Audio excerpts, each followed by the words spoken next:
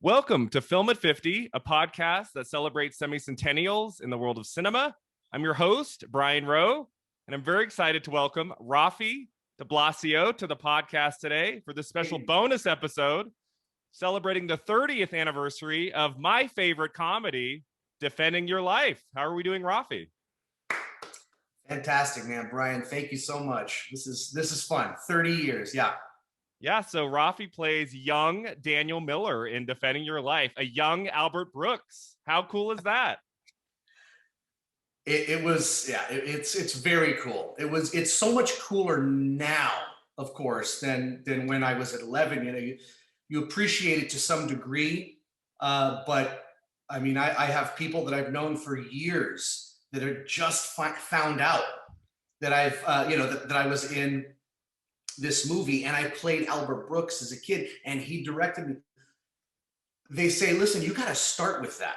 They're like, hi, my name is Raffi DiBlasio. I was in Defend Your Life. Yeah. People like me more. I have a buddy, he actually said that. He's like, I like you like 10% more now, lots of fans of this movie and I'm a fan of the movie, So yeah, it's fantastic. Really amazing. I discovered this movie in high school, and in high school, I had a lot of anxiety. I would have a lot of fear. This movie, I tell people all the time, this movie really helped me kind of get through a lot of the issues I was having in high school. Every time I have a moment of panic or anxiety, I often think about this movie, and it helps me. And I feel like that it's done that for a lot of people too.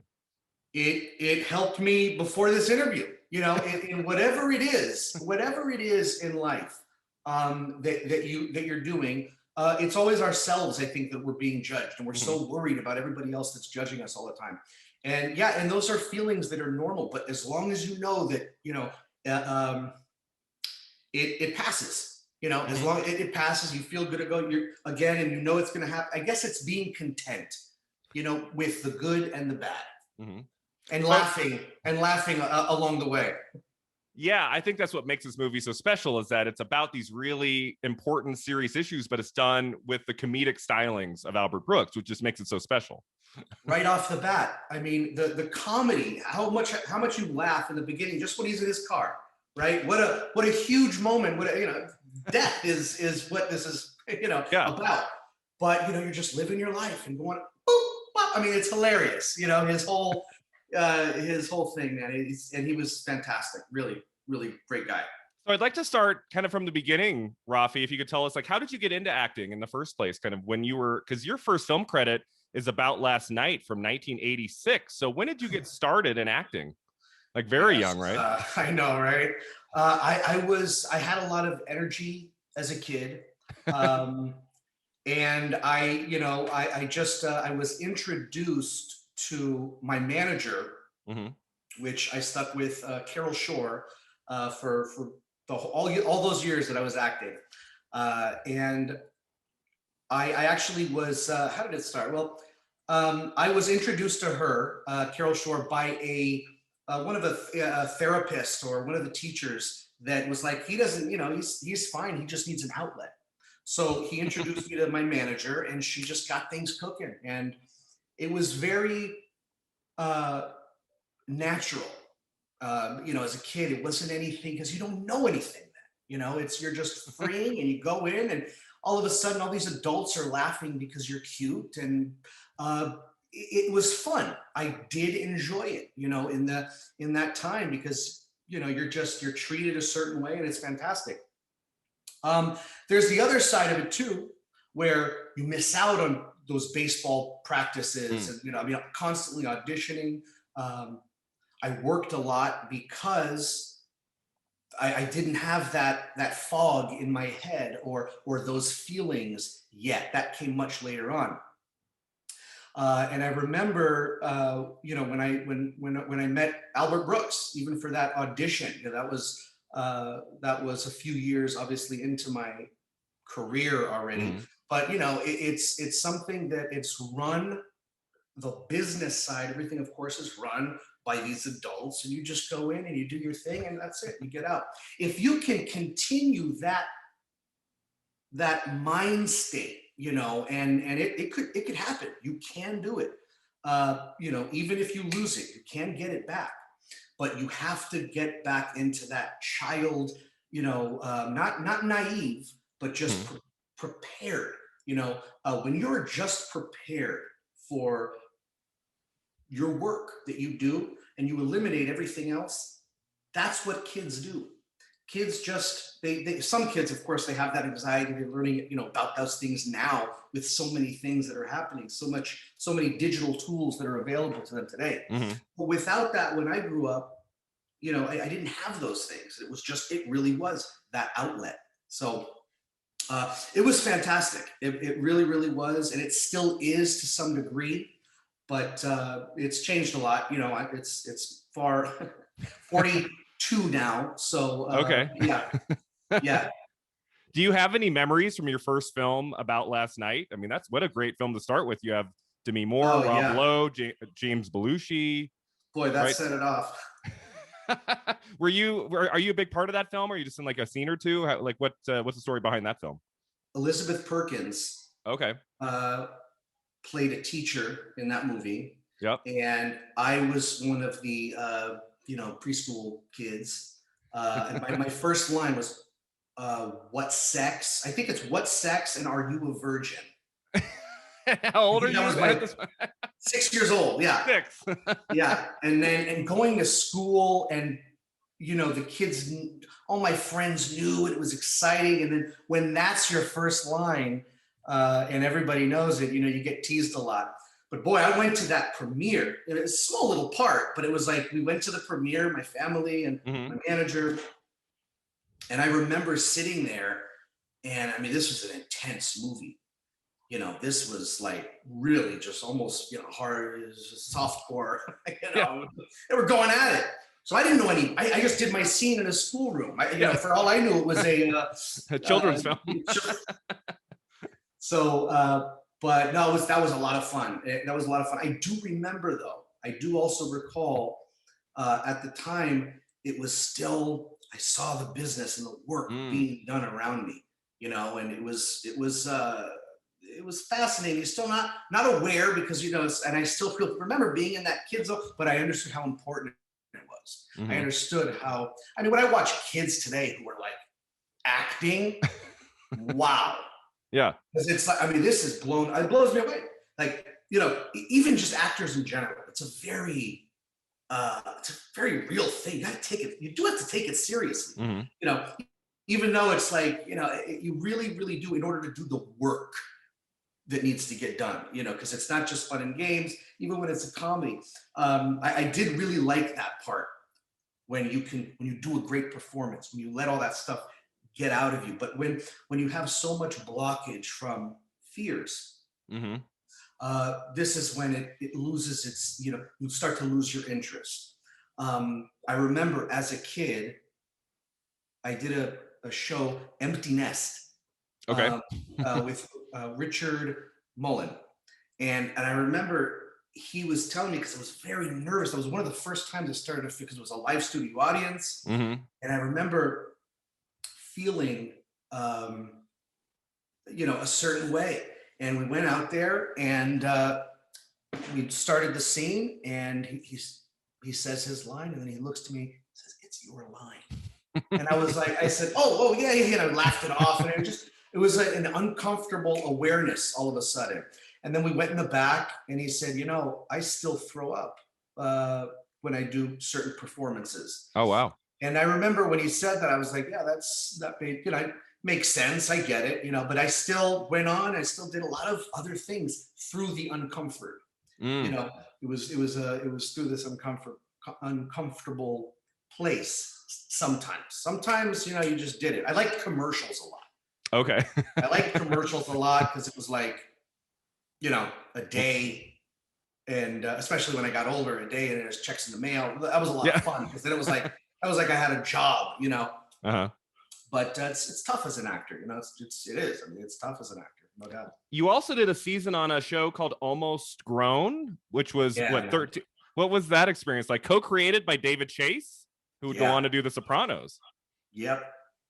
Yeah. That's something too. You don't know, these things, how much it's going to impact other people's lives later on, of course. But that's the focus, that's the drive, that's the work you do. You put in that work, you go. And what a great show, Almost Grown. It was really good. I remember when I went back to school, the teachers and the counselors and everything, they were saying, they were like, man, that show, it really meant something to us. We wanted to, we wrote in. There were some of them that actually wrote in. But I got fan mail from that thing too. Oh, cool. It's interesting, like thinking about that today, that so many people in the world and people watch it and it impacts them in this, and people would reach out, from all over the world. Weird, crazy to think how, like, I think of it, Tada, how many celebrities there are now and how many people are famous. And it's, even just these Facebook likes, and it's just so engaging now. It's incredible. So let's talk about Defending Your Life. How did that project come to you? Was it through just an audition? How did you hear about it at the beginning? Do you remember? I had an audition. My manager wanted to take me. I remember that. Usually my mom, would take me until I was 16. I got my car. But with this, I would go on auditions usually with my mom. Carol Shore, she called me. She said, "You have this great audition." It was with the casting director. Okay.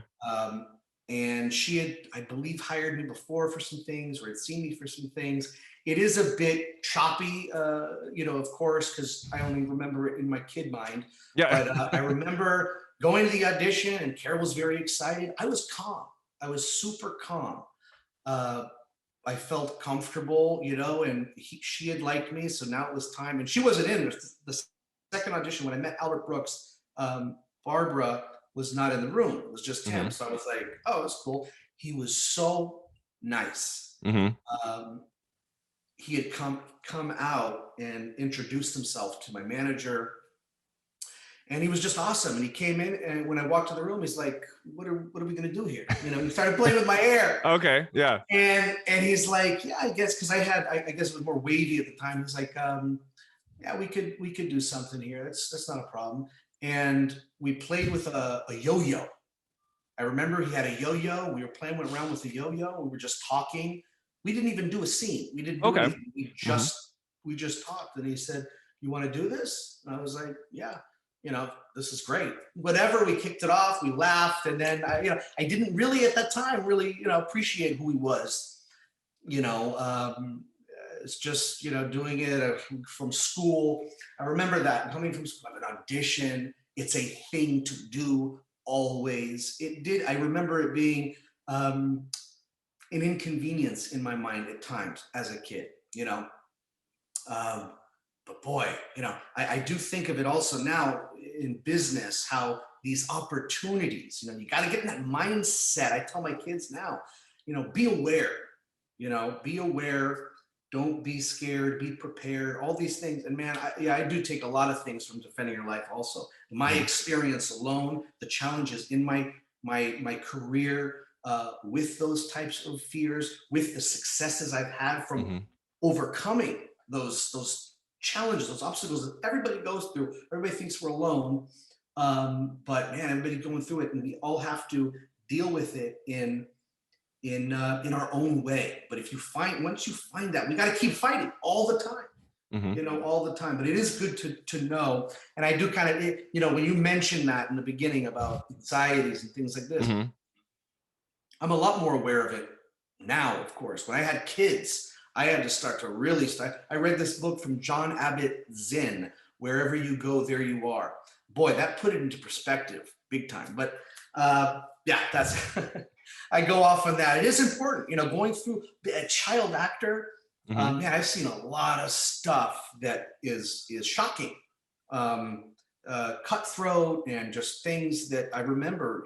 Lots of incidences on the set were just heated, at the time. And again, wasn't aware. It could have been something that was on the news at that time. I don't know. I didn't have a phone then, or anything. So. Yeah, but you see it live right there, like, whoa. It's like, whoa, they're not messing around. Like, I'm a kid. No, I don't want to go there. There's things, that happen. There's definitely things that happen. So once you got the part, Albert Brooks says you have the part. Is the next step just going to the set? Was there a table read for the movie at all? Like, did it just go straight from the audition to, okay, weeks or months Yeah, later, you're on the set shooting your scenes? I remember it like that. Yep. I don't Okay. remember. I don't remember being a part of a table read for that. No, I remember just showing up, and I think it was one day we did all of those scenes. It was 3 scenes, and we did those all in one day. One day. Wow. That's what I remember. I could be wrong, but I do remember in the morning we had shot the school scenes on the yard, and then we went into the classroom Yep. after lunch. And then that evening we went to another location and shot that at a house. It was at that house. Do you remember what time of year that was? Was that film shot in 1990? Yeah, it was 1990. I was Okay. 11, and I remember they had put those extensions in my hair, and I went back to school also. Oh no, everybody was like, why was your hair curly? That's what it was. They were like, why was your hair, how did they curl your hair? Oh man, and that outfit and everything. Yeah, it's crazy to watch now. You know, my kids love it, everybody loves it. So what do you remember from that day on set? What was Albert Brooks like as a director when he was actually filming? Do you remember any of that day? Oh yeah. He was very busy directing. Okay. But he was also with us, with all the kids, making us very comfortable. It was hot. I do remember it was hot. Okay. On that yard, on that schoolyard, and wearing those clothes. It was very uncomfortable in the extensions and makeup. Uh-huh. Those and those are that. Could you imagine? That's just a small little thing in these actors, what they do. I'm like, how are they making these movies? How are they doing? I mean, I know they're getting paid a lot of money. I get it, but wow, the patience you have to have. You have to be somewhere when they say. You have to. I mean, oh my gosh, it is. They think it. Oh, it is. It's glamorous making that kind of money, but man, it is a thing. It's a lot of work. So when you were shooting that first scene on the schoolyard, were you aware how, like, the significance of that scene? Like, that's the first moment that Daniel Miller as an adult watches in the room. It's like a really significant moment in the movie. Yeah, I know. That's the very first one. He turns around. What am I going to see? And he goes, wow. Yeah, no, I did not know. I didn't know. I didn't read the script. It was just my material, and my sides, and that was it. It was my scene. Were you aware of what the movie was about, like in terms of like its afterlife aspect? Was that made clear to you? Yeah. Okay. I don't recall 100%. I remember it was more about my scene and doing that scene, doing that work, and that was it. I don't remember. I could have been, but I don't know. I didn't. I started studying more after in high school. Okay. Studying and really taking the projects, but then at the time it was sides and breaking them down and going in doing the work, and that was it. I just remembered as a kid it was a lot more different than when I became an actor. That's why I was saying, like, when I see kids acting, I'm like, they're in their process, like, this is a whole other thing, which I think I thought at the time, I was in and I would do the work and I was getting hired, but I always think I could have taken it so much more seriously, these type of opportunities. And I just saw the fun in it. Almost Grown was great. A year on Universal French Toast with the Universal tour coming by and waving in a robe. It was it was fun. It was great. It was like, that was my school, it was my home. It's like when something gets canceled, it's like you lose your job, you lose your family. Those guys were close. As a kid, catering, everybody, they're all like watching over you. It was like an extended family. So those little experiences, but you move on, you do another show. Commercials were a lot of fun. But yeah, he was, Albert Brooks was definitely he would do the work, get all the camera angles, everything right, and then come and just kind of talk to me a little bit, do the scene. It was very quick. Mhm. Like it was super quick. We didn't do a lot of takes at all. The classroom scene I remember was it was that was a little longer, Mhm. but we had to beat the light and had to the next shot. So yeah, that's pretty much what I remember. I don't remember being um, nervous or anything, at that time. And in the classroom scene, Steve is played by Ethan Embry. That's the Oh actor man, Steve from That yeah, Thing You Do and Can't Hardly Wait. And Lost Brothers.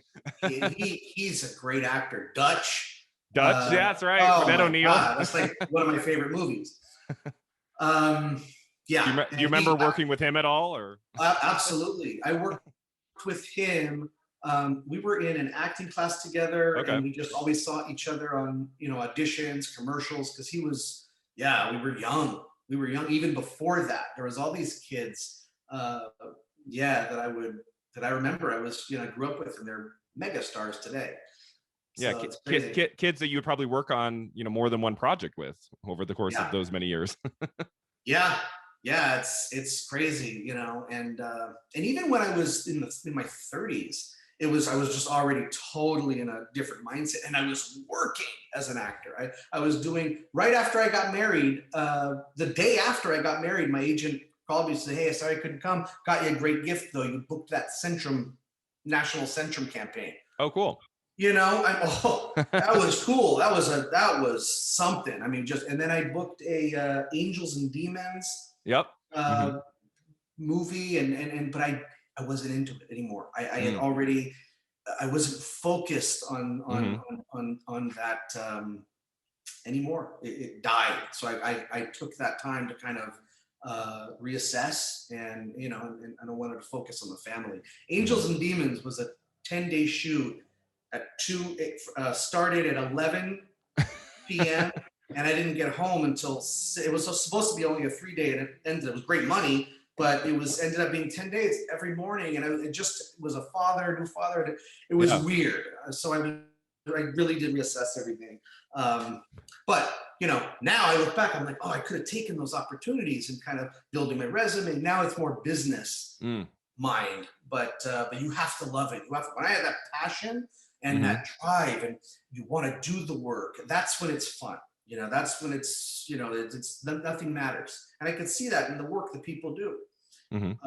Yeah. Sorry. So I wanted to ask you, when you were making Defending Your Life, were you aware of Meryl Streep and her being in the movie? Did you know who she was when you were making that movie? I knew who she was. I had no clue she was in it. I think until the I premiere. saw the movie. Yeah.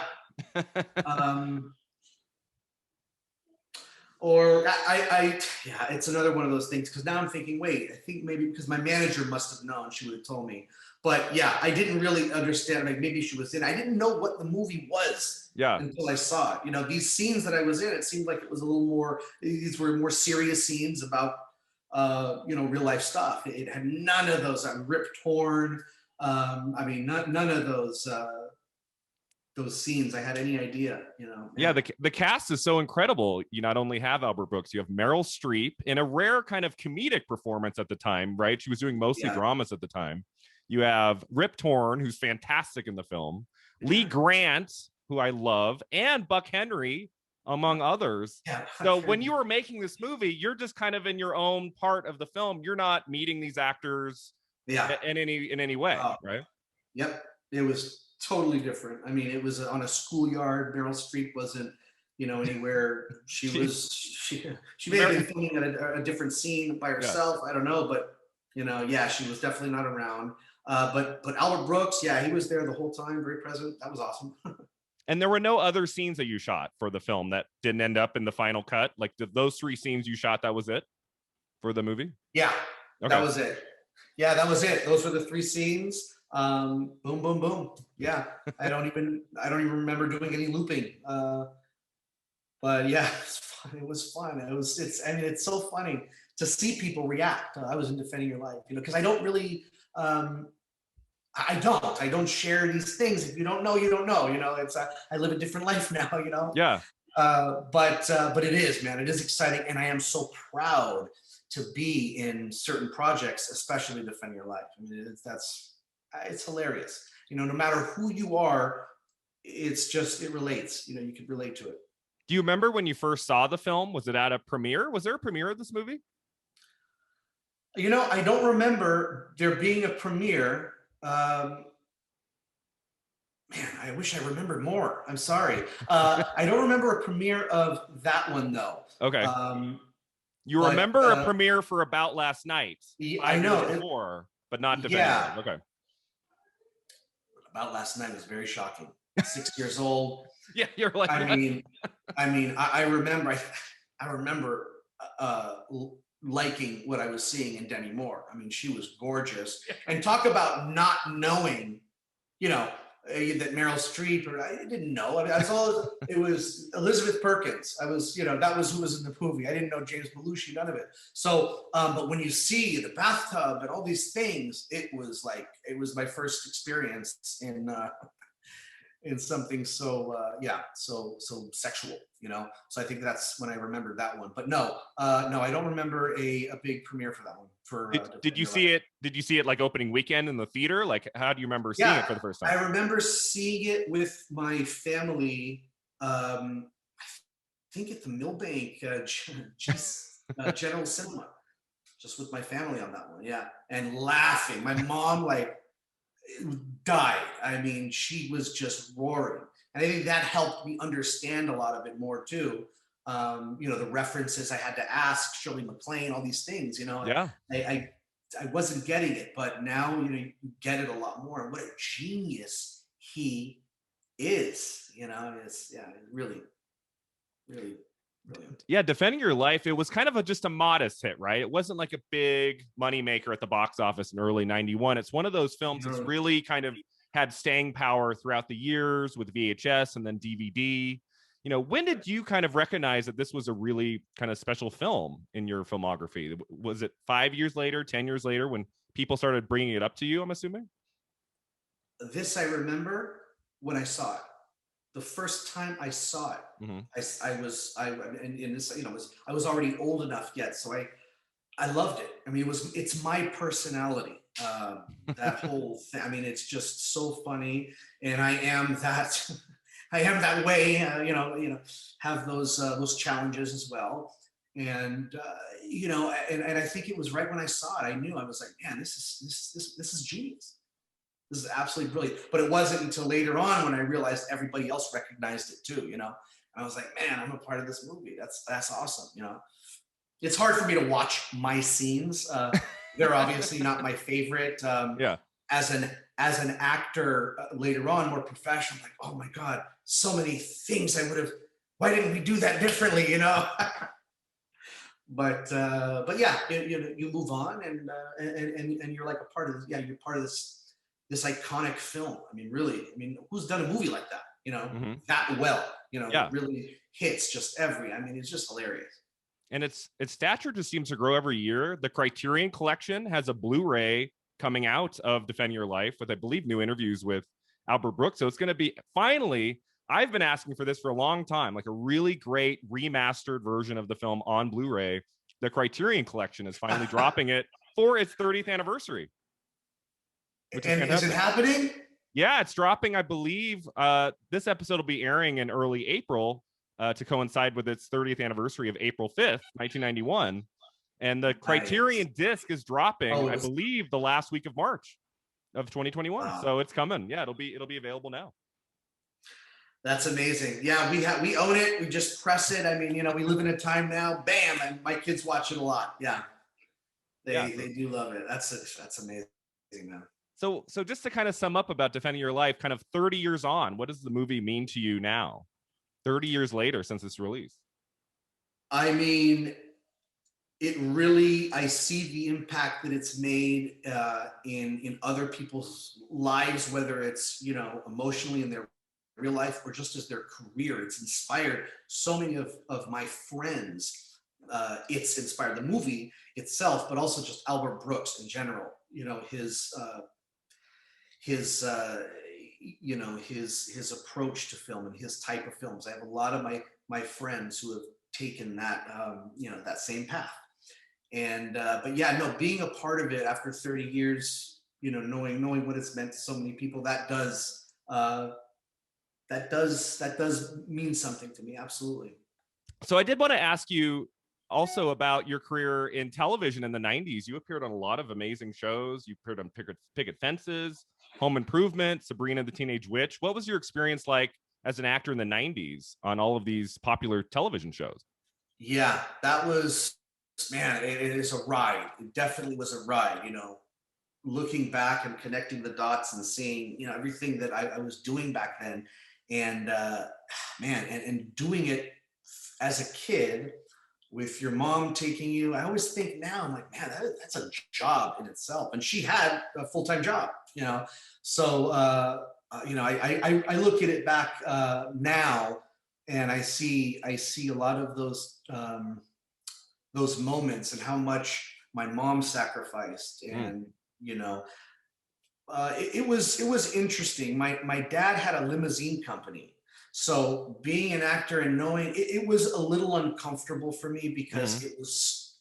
I would go to a friend's birthday party and I'd come back from a shoot late to the film, and I remember kids were putting me on their shoulders Mm-hmm. because I was an act. It was very uncomfortable, very, very uncomfortable. Or I was just aware of it, and I was just so you know, I just felt I didn't like the lights on me, you know, when I was out. Mm-hmm. It was very, you know, it was uncomfortable. And then my dad picking me up in a limo, you know, totally. I'm thinking, oh, people.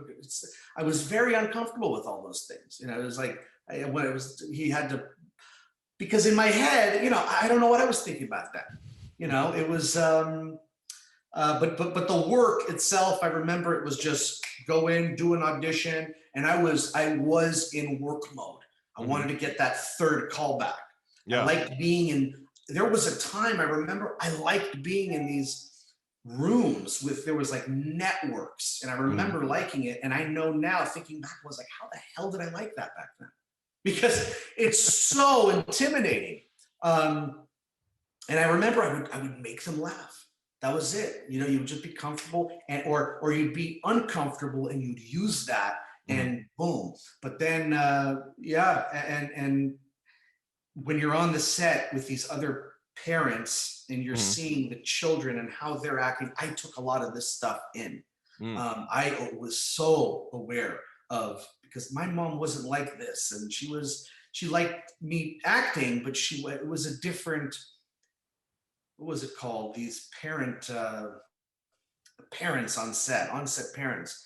I saw things, man. You It saw. cutthroat. Oh yeah, you know, it was, people want things so badly in a weird way, and that they do things so conniving, you know, and it's like it's unbelievable.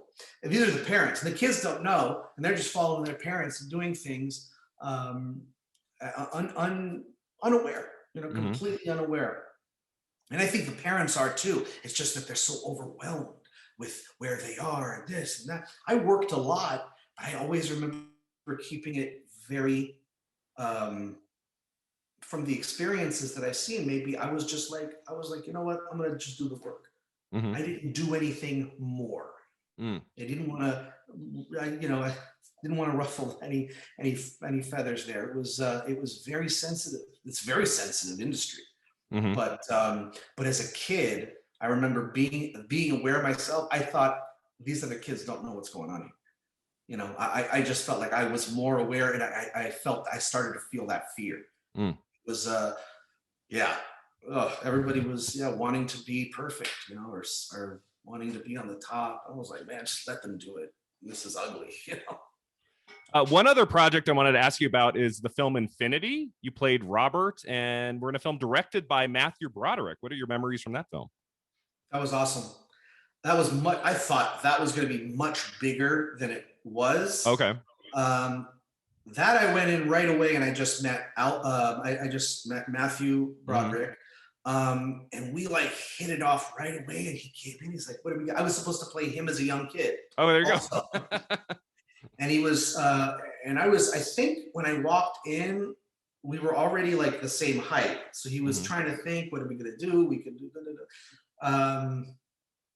but yeah, I walked out and he said, I got a call, and he still gave me a part as Robert, which is just his friend in the movie.